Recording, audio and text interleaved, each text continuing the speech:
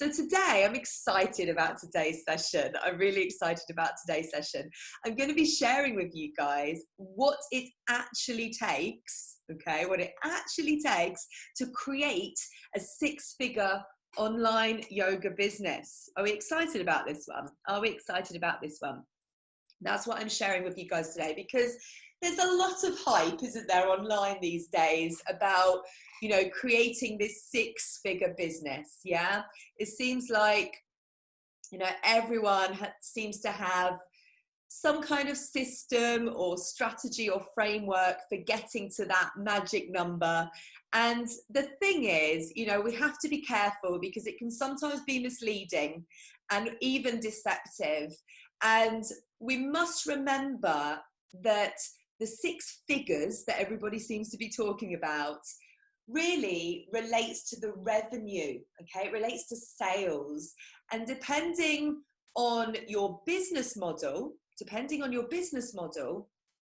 the profit could actually paint a very, very different picture, because not every six-figure business is profitable. Not every six-figure business is profitable. Yeah, and Jenny just said, she's like, it makes me feel stupid that I haven't been able to yet. Yeah, exactly. Who feels like that? And it can bring about many, many feelings. You know, imposter syndrome can get super heightened, can't it, when we start thinking about this? And so it's important that when we talk about profits, okay, so we mean the revenue from your sales minus expenses. So that could be staff costs, venue costs, ad spend, your salary, systems, all of the things that are costing money in your business. So minus those things, that's your profit. And the businesses that are more profitable are the businesses that have reduced expenses, so reduced costs. So guys, any guesses as to what type of business would have less expenses, less costs? Any guesses? Any guesses? Tell me. Any guesses? Let's have a look. We got Sabine here, we got Jacqueline here, Nicola, Sarah. Hey everybody, Rachel. Yes, online, exactly, online, exactly. So well done, guys. Digital, exactly that. You've guessed it. And, you know, if I compare, so a little story here, but if I compare Good Yoga Life, yeah, which is the first business that I started 5 years ago, and that business offers classes and events here in London and retreats abroad. And that business has a lot of expenses involved, yeah? So we've got a team of teachers, we've got venues, marketing, retreat villas, food, travel expenses, all of these things. And because of that, my profit potential is reduced. My profit potential is reduced. And that business has been running for the last 5 years. And my revenue over the last few years was hitting, you know, 70, 80K a year. I was actually very careful and purposeful about not going over the VAT threshold, which is about, I don't know, it's about 82, I think, or 84,000. I'm talking pounds here. That's the VAT threshold. And I was careful not to go over it, because that would have been actually more detrimental to my balance sheet. And so there's a ceiling as to what you can earn in a business like that. And it would have only been worth me going over the VAT threshold if I was going to be doing more and more retreats. And, you know, I was already stretched. So it actually becomes unsustainable. But if you compare that to Digital Yoga Academy, where everything is online, my expenses are reduced. Okay, so my expenses in Digital Yoga Academy, you know, are my team, what I pay myself, my systems and marketing. Okay, there or thereabouts, let's say. And yes, of course, you know, there are expenses, but the ceiling is lifted and it's way more sustainable. And because of that, it's more scalable. Yeah, so it's really important to see the difference. You know, when you're looking at a business model to adopt, what sort of business model do you have in your business? What business model are you using? What business model are you using? And I actually, before I came live on here today, and you guys who follow me and you've been following me for a while, you know that I'm very, very transparent with all of this stuff. I'm going to share with you my successes. I'm going to share with you my failures, my experiences, everything along the way. I know the more that I share with you, the more it's going to support you. And I actually had a little quick peep in Stripe today, just before I came live. And in the last 12 months, so from July to last year to July now, the sales revenue is £135,000. So it's about $170,000 is sales revenue. So that's money that I've got come in from programs and courses. Now that money has allowed me to expand my team, right? It's given me more space and flexibility. Like in this year, the last 4 months, let's say, I've expanded my team now to, there's 6 people working with me in my team. Making 6 figures is an awesome feeling, but getting there is a ton of work and it takes time. Okay, successful businesses aren't born overnight. They're not. They take years of expertise. Yeah, they take years of expertise, practice, failing, working hard, failing some more. Yeah, and of course, it wasn't always like that. Last year, so 2019. Which was 2 years into the business, was a successful year for me. Yeah, it was a successful year.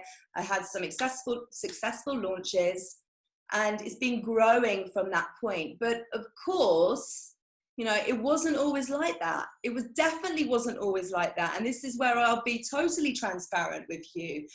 I've made many mistakes. Yeah, I've had to fail.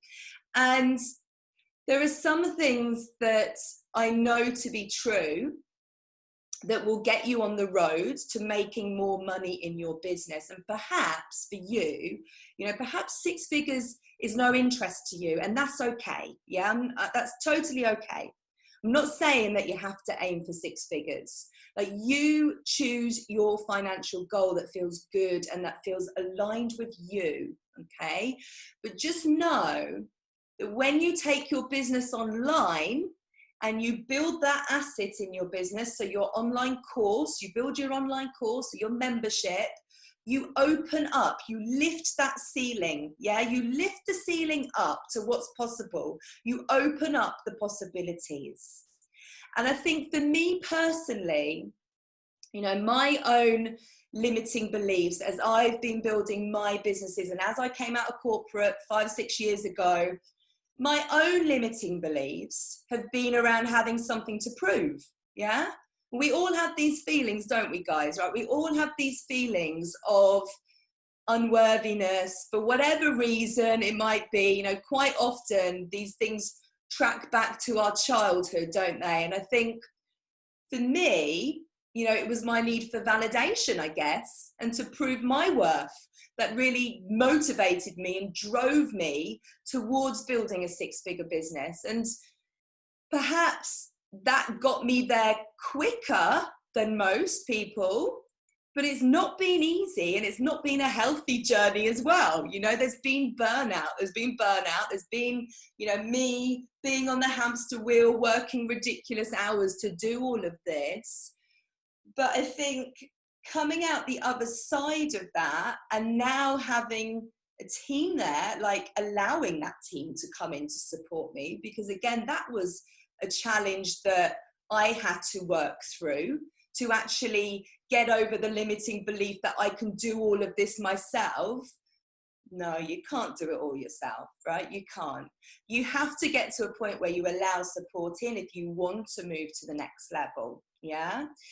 And so to come out all of that and to get to that point now, I can see it very clearly. I can see it for what it is very clearly. Of course, when you're in it, it's very difficult to see it, right? When you're in it, you don't think that you're working this hard because you're trying to validate yourself and prove something to yourself, or trying to prove to your mum that you can do this. You don't see that when you're in it. So the reason I'm telling you this is this entrepreneurial journey that we go on, you know, it's like this. Yeah, it's like this. You know, these fears, these challenges, these blocks that hold us back, they're not just in the beginning, right? They're not just in the beginning. We'll always face them. But if we face them with courage and a knowing that we're going to get to the other side, and they only come up when we're ready to move forward, actually. These things only happen to us because the universe, or whatever you believe in, knows that you're ready to face this challenge and to move through it, okay? So, you know, I think you just really need to get your foundations in place and have some essentials. Yeah, you have to have some essentials in place. And what I'm sharing with you guys today, there's actually 5 success factors in what it takes and what I believe it takes to create this 6-figure business. You know, when I look back on everything and what I've experienced, there's 5 success factors that I'm going to run through with you today. And so I think the first thing is to always start with your why and your purpose. I mean, we know this, right? We need to connect to it. Like, why are we doing this? Why are we getting out of bed in the morning? What's driving us? Like, why is this really important to us? So this is about really understanding your big picture vision.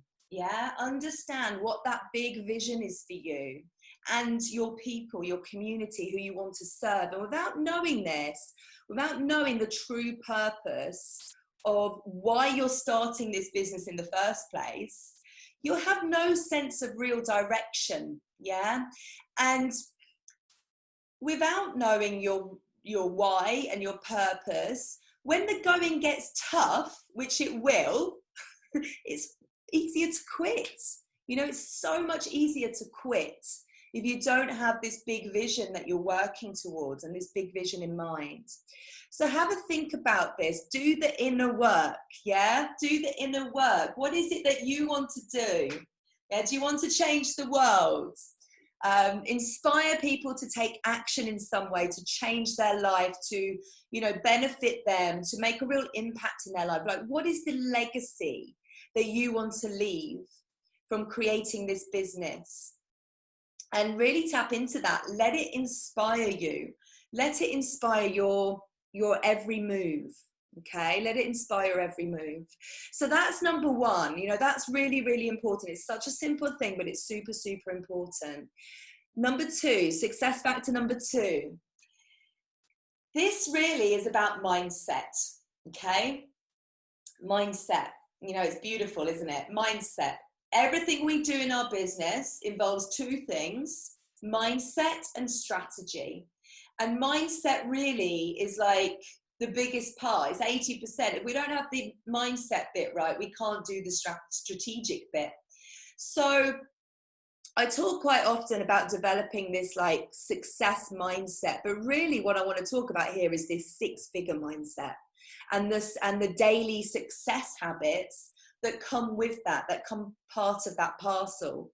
So again, if you guys join these sessions with me often, you'll hear me talking about mindset a lot. So I'm not going to go too much into, you know, what you should be doing. And I think as yoga teachers, we know a lot of the things that we should be doing, you know, as whether it's journaling, getting on your mat, meditating, waking up at 6 a.m. every morning, whatever it is that's going to allow you to, you know, find the productivity technique that really works best for you and allows you to develop these habits that will make you feel unstoppable. Okay, so for me, the most important part for me is developing my morning routine, having a morning routine. I know when I go through my routine, I've set myself up for success. Yeah, I feel unstoppable. I know when I don't do that morning routine, it goes out the window for whatever reason, because, hey, I'm human and that happens to us all. You know, my days aren't so good. I'm just not as switched on and I don't have the clarity that I would have had I done my morning routine. So each one of us has to work it out. Yeah, we have to work it out for ourselves. What is it that's going to really make us feel good and set us up for success? And the other part of, you know, the six-figure mindset is that we need to work on our money mindset. Yeah, work on your money mindset and really determine what financial success means for you, means to you. Okay, so this might look like deciding on a number that you'd like as, you know, a monthly revenue, and then working backwards to figure out how are you going to generate that monthly revenue, that income. So that's really, really important. And a lot of business owners don't do that. You know, it's something that we all need to be doing. All of us need to be doing that. We need to understand our financials. Okay, so make sure that you are hooked into that, that you're tuning into that, and you've really had to think about what is the income that you want to be making each month, and what are you doing in order to generate that income. I think another part to that, and also a part of this kind of six-figure mindset, is seeing everything that you do in your business as providing value. Okay, providing value and helping people. And as yoga teachers, that's exactly what you're doing. Okay, it's exactly what you're doing. You're helping people. There's nothing icky or salesy about providing yoga to the people. Okay, so often, you know, teachers can get really stuck with the idea of selling. But at the end of the day, it's the sales that are going to keep your business moving forward. So you need that money. You know, you need the money to drive your bottom line, don't you? Yeah. And if you're running a business, you have to sell. Yeah, you have to sell. And people don't like the idea of being sold to, and you've probably felt weird about selling to people, selling to your students and your community at some point. But when you can shift your mindset from selling to serving and actually providing value when you serve, it makes it so much easier. It makes it so much easier to actually sell and for people to actually buy your offerings. Okay, does that make sense? So we really do need to shift our mindset here, guys. And I think knowing that money flows in and out of our business, money flows. And when you invest, you know, when you invest into things like perhaps, you know, investing into a system that's going to help you to automate something in your business. Sometimes we have to invest and there isn't the money coming in right now, but we have to make that investment for that money to flow back in. It's super, super important. That's one of the biggest lessons that I learned in my business. You know, it's all about the flow. So mindset is super important, really, really important, you know, and you know, being persistent, not giving up. And that really comes back to our why, doesn't it? That comes back to point number one. But when we're really connected with our why, being persistent, you know, is easier. It's easier, especially when things don't go quite to plan. You know, when things don't go quite to plan, maybe we're seeing it as a failure, but we're connected to our why and our purpose. So we're going to persist and we're going to keep going until we get there. Okay, so that's number two. That's the mindset, developing and really cultivating that six-figure success mindset. So number three, success factor number three, it's one I talk about all the time, is your ideal student. Yeah, who are your people? We need to know who our people are, right? How can we sell to people? Or how can we serve people if we don't know who our people are? Okay, we can't. So again, we need to do that inner work. We need to start to understand who are our people, who are they?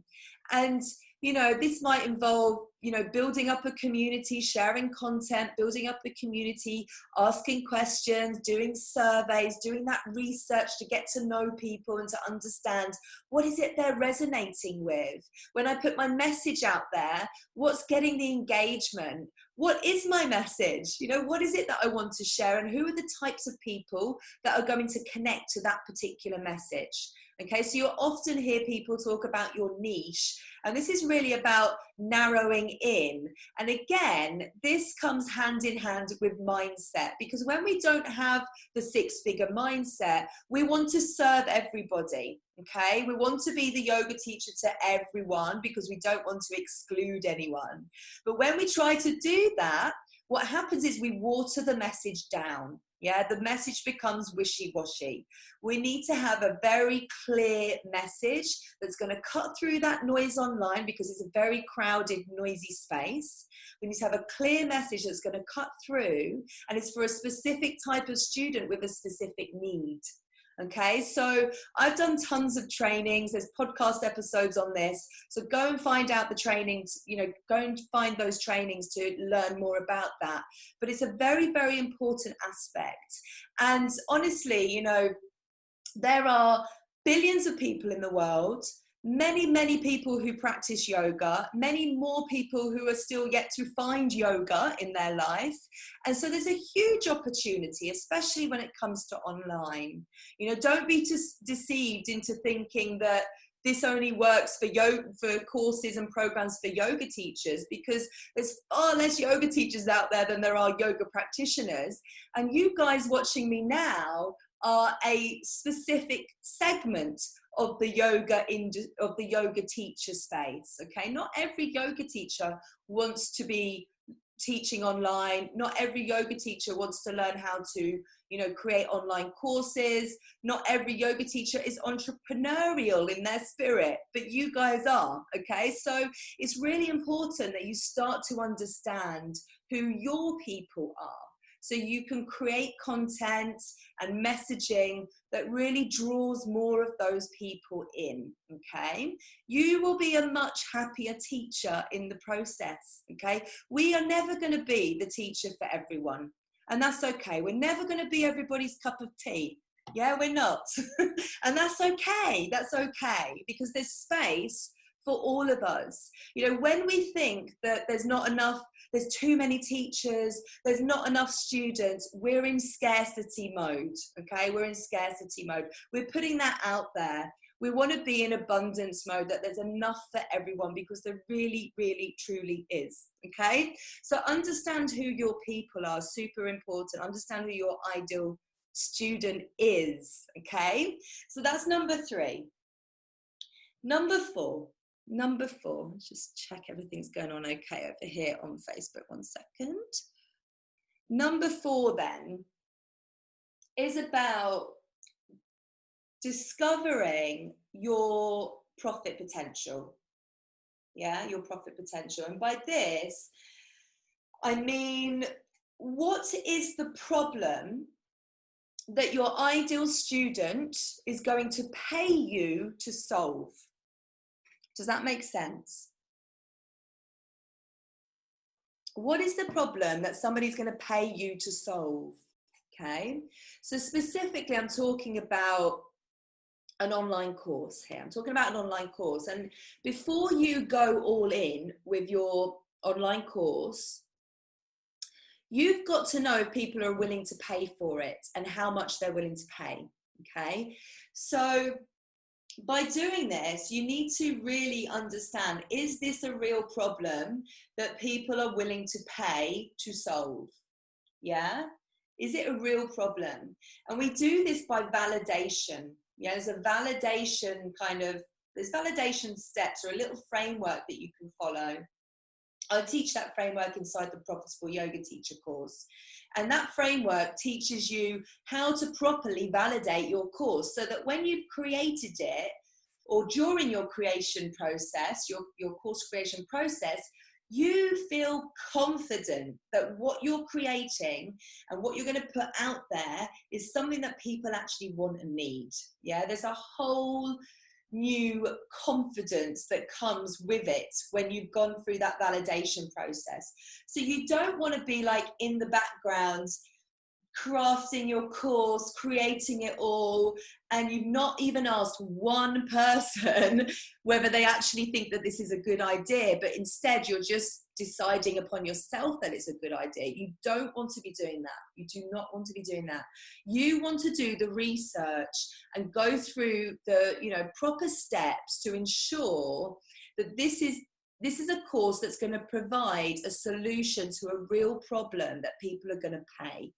And this is again why we need to understand who the ideal student is. Yeah, so you can see all of these things kind of link together. And another thing to note here is that, you know, if your course topic, somebody else has already created a course on your topic and it already exists, that's okay. Like, that's totally okay. It's actually a good sign. It's a good sign, because hopefully that other teacher has done some research and validation with her community, and there is a need and want for this. Your job is to make it better, and is to put your spin on it and to make it unique to you, and know that your ideal students who resonate with you will come to you. Yeah, there are other yoga business coaches out there that you guys could follow. You probably are following, but you know, each of us are going to attract our own students, and that's okay. That's all good. So, you know, always think about your own behavior. Think about your own behavior. Think about the teachers who you resonate with and the reasons for that. You know, there will be reasons for why your students resonate and connect with you as well. Okay, so really, when you're thinking about what your course could solve, you want to be focusing on making people's lives easier. Yeah, making people's lives easier. So when you do that and you validate it, you know, you can be safe in the knowledge that there's profit potential here. Yeah, you've got something that people will actually pay for. And that's really important. You know, if you want to be working towards building a six-figure business, we want to make sure that whatever you're creating and offering, people are going to pay for. That's how you're going to make those sales. Okay, it's how you're going to serve people. It's how you're going to show up and serve people. Okay, so that was number 4. That was number 4. Now, the final one, number 5, has a few parts to it, but I've bundled it all in together because number 5 is about your marketing foundations. Okay, number 5 is about your marketing foundations. There is a training specifically on these marketing foundations. So if you go to the podcast, The Yogipreneur, you can find that there. I think it's called the 4 foundational elements to creating an online yoga business. I think that's what it's called. Or if you go to the Digital Yoga Academy Facebook page, there's an archive there of all of these trainings that I do week after week. So you can find them all there, okay? But essentially, number 5, which is the marketing foundations, what we're talking about here is we're making sure, we're ensuring that we have our foundations, our kind of base, our root chakra, fully grounded and in place, okay? And that starts with a website. We need to have a website, guys. If you don't have a website, it needs to be a priority for you right now. That is your home. It's your, you know, the look and feel of you and your yoga brand. It's you, okay? So this is your space on the internet to show up. You're taking space with your website on the internet. Somebody comes to your class and they tell their friend about you, you know, and their friend is interested in whatever it is that you've got to offer. Well, what's the first thing they're going to do? They're going to Google you. If you're not online, you know, it's a lost opportunity. So website, super important. Email marketing. We need to have an email marketing system, right? We need to have on our website an opt-in freebie. So a free piece of content. When someone comes onto our website, you know, we tell them about this piece of content and it's worded in a way that's specifically for that ideal student with a specific need. Okay, so it's for our niche. It's niche specific, and that allows us to capture their data. Okay, we're going to give them that piece of content in exchange for their email address, okay? And then we're going to nurture them. When they come onto our email list, we're going to send them amazing emails. We're going to keep sharing extra value of videos and things that we've done and lots of other extra goodies to make them feel super special and welcome them in. So it's really important that we have this system down, okay? It's another one of the foundations. The third foundation is content, okay? I've kind of talked about it already because obviously that opt-in freebie is a piece of content. Your emails that go out is content, but you want to be sharing content regularly. You know, it has to be consistent, because for you to have this real influence online, okay, which as a six-figure yoga business owner, you need to be building your influence online. People have to know, like, and trust you. We've heard that before, haven't we? And the best way to do that is to create content that's going to really position you as an expert in your niche and position you as the obvious choice for them. Yeah, so content's super important. We're not creating content. What are we doing, right? We need to be creating content. So it could be blog content for your website that's going to help people to find you when they're Googling. You know, it could be videos that you're sharing, any kind of like audio content, meditations, anything that's going to really kind of educate people, inspire people into your community, entertain them even, you know, whatever it might be. But consistent content is really key for you to stay like top of mind, yeah, for your potential students. And there's ways to make it easy. Again, go and check the archives, the video archives and the podcast for anything around content, because I talk quite often about how you can repurpose your content and make it super easy. I'm always all about making life super easy. Okay, and then the fourth foundational element of your kind of your marketing foundations is visibility, right? So it's you showing up on live video like I am today and being consistent about that. So every Wednesday at 3 p.m. you're going to find me here, okay? There'll be other times where I'm on stories or I'm just doing some impromptu lives, you know, but being visible and sharing your content and repurposing it in a way that makes you become more visible is really, really important. And you know, growing your community organically is possible if you're committed, right? To grow organically, totally possible if you're really committed. But real growth, like real growth, happens when you can leverage other people's audiences, yeah? So when you can build a network, guys.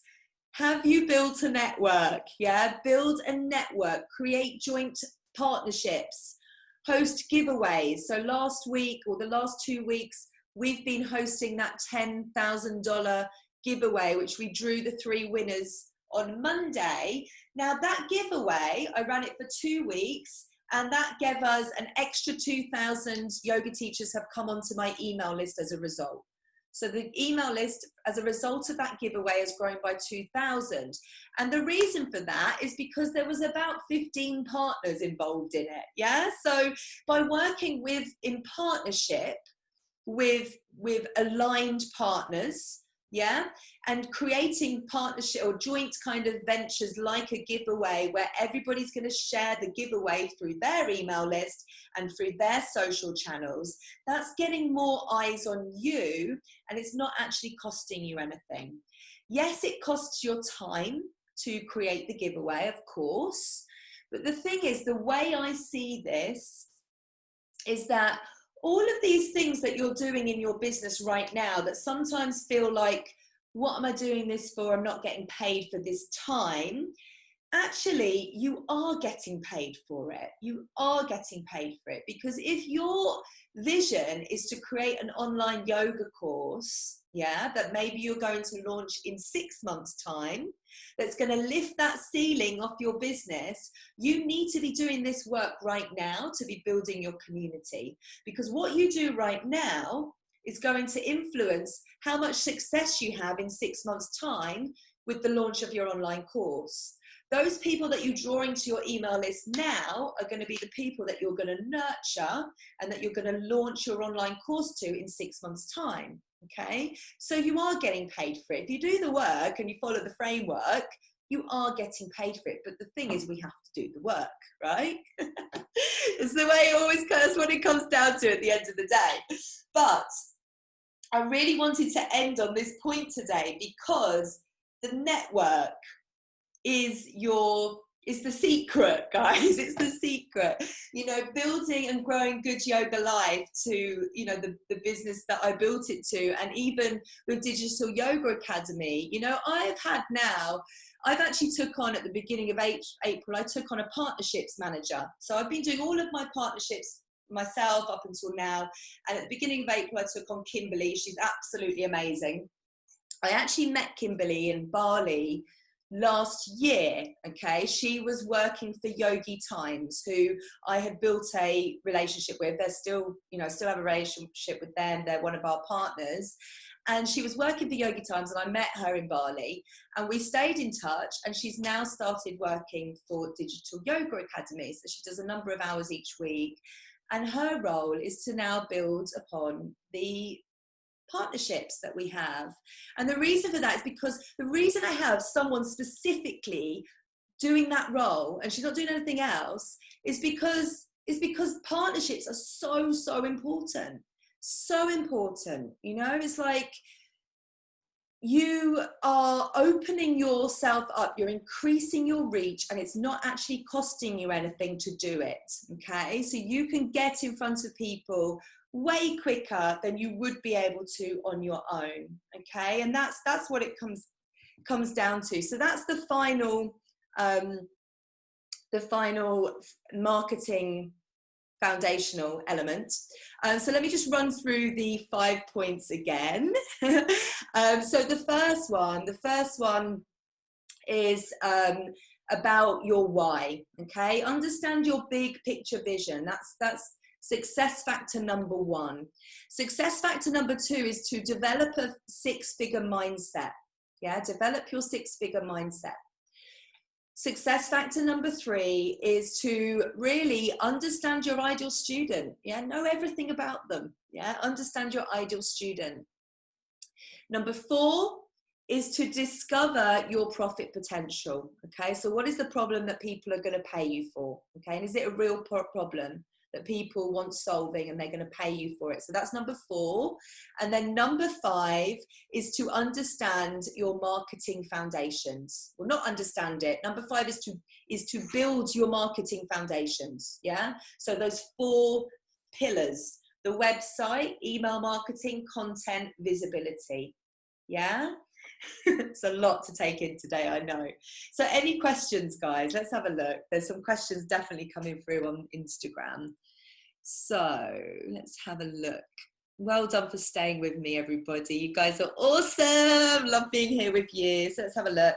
So Calm Collective UK, how do you approach partnership conversations? Does it work best to already try to have a relationship? Okay, yeah, so you really want to, what I suggest, and I've done a training on this, so get into the archives or listen to the podcast. It's a training on, I think there was like 3 steps to creating partnerships or something like that.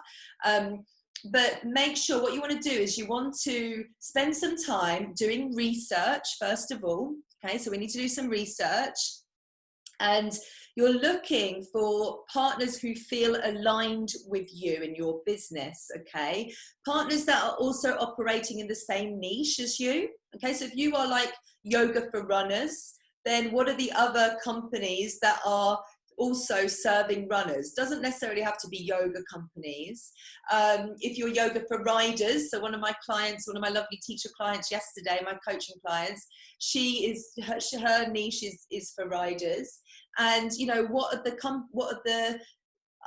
potential partnerships that she could create, like with vets or people that are into biomechanics or whatever it might be, you know, riding schools. So really have a think about it, but it needs to be aligned and also in the same niche and have the same values and the same kind of the same audience, basically the same community. Okay, and it doesn't necessarily need to be that you know, they have to be that you need to be looking for partners who have hundreds of thousands of followers. Like, that's not the case at all, because as you build up your network, even if each network has, you know, a couple of thousand followers, as you start doing more and more, you're going to get yourself exposed to more and more people. And a lot of the time teachers feel like, oh, well, I don't have a big following, so they're not going to, you know, they're not going to be interested. And again, that's not the case either, because every company wants content. Okay, we're dying for content, we're crying out for content. It's one of the hardest things to do in our business is create content. If you can offer your content, which again is yoga related, yoga based, so it's helping people, it's serving, there's nothing salesy or nasty about it, then what you're doing is you're supporting their community.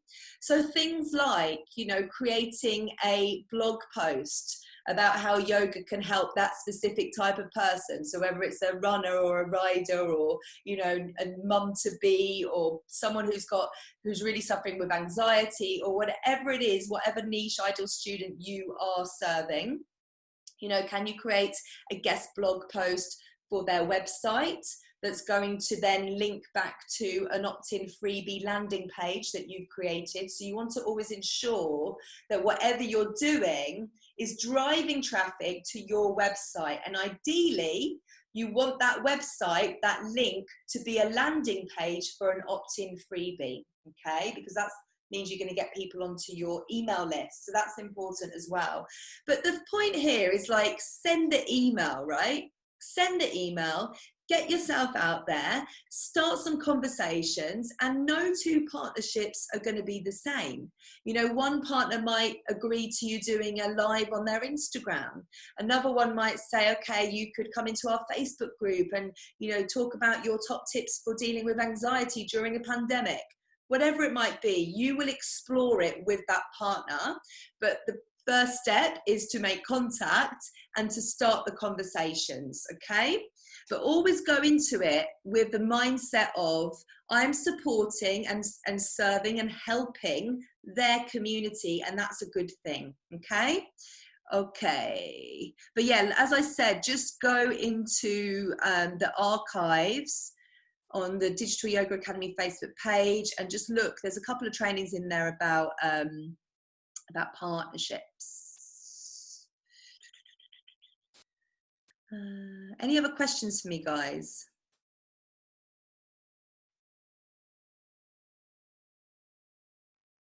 So again, Calm Collective, how do you add in an opt-in freebie? Is it by creating a private content section, membership section? No, so your opt-in freebie is going to be all hooked up with your email service provider. So whether you're using ConvertKit or MailChimp or MailerLite or what are some other ones, Aweber, whatever it might be, your email service provider, that's going to connect to your website. And that's going to give you those forms that you see on your website. And when somebody fills that form in to get your freebie, they're going to automatically, their details are going to go onto the list in the email service provider. So say that's MailChimp.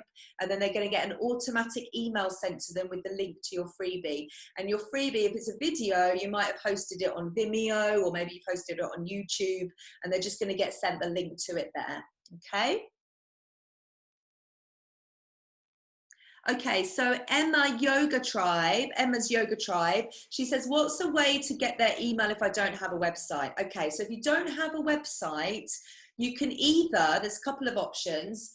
You'll need to have the email service provider. So again, that might be MailChimp or MailerLite, or one of those.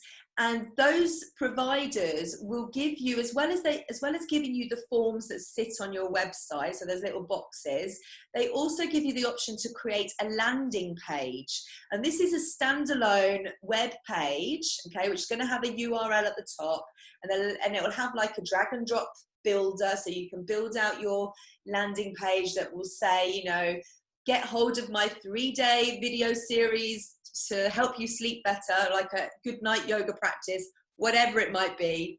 And that landing page is just going to have that information on it. And therefore, you can share that landing page. Now, what I find with those services, such as MailChimp and so on, is that those landing pages, they're not the prettiest. Like they're a bit clunky. And I actually have found another option. It's called Welcome Lee. Okay, so it's welcome.ly. And what this is it's a free landing page builder that will connect to your email service provider. So it kind of just acts as a website page basically, and it's completely free. And you just link it up to MailChimp or whichever one you're using. Okay, so I hope that helps. But get that website built. Get that website built. Let's have a look, what else have we got?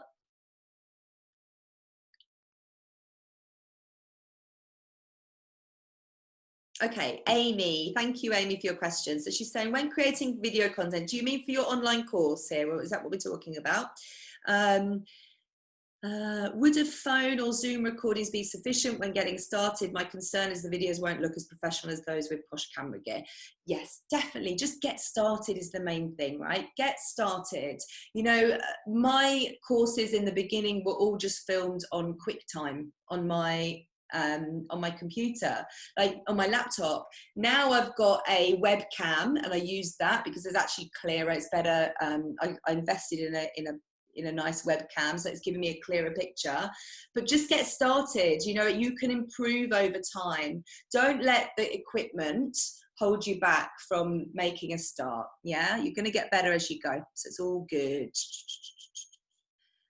So Enliven, would I be right in thinking it would be worth having a couple of different opt-in freebies to cycle through to attract different clients? Yeah, definitely. You want to have, so actually, let me take that back. Get started with one. If you don't even have one, don't worry about having a couple or a few. You just want to get one out there and get started. But as you go, as you start getting into your content creation flow and you're creating more content, then you're going to find that actually, as you create more content, you might have some other ideas for opt-ins that you can also put out there as well.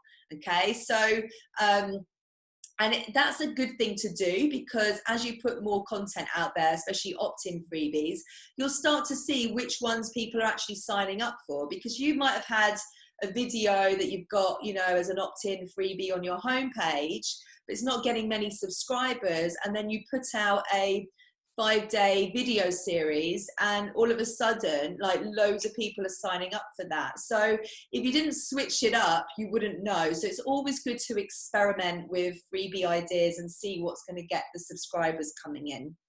And yeah, thank you so much for being here, everybody. You guys are absolutely awesome, and I will see you all very, very soon. Okay, lots and lots and lots of love. Bye for now. See you guys soon. Bye.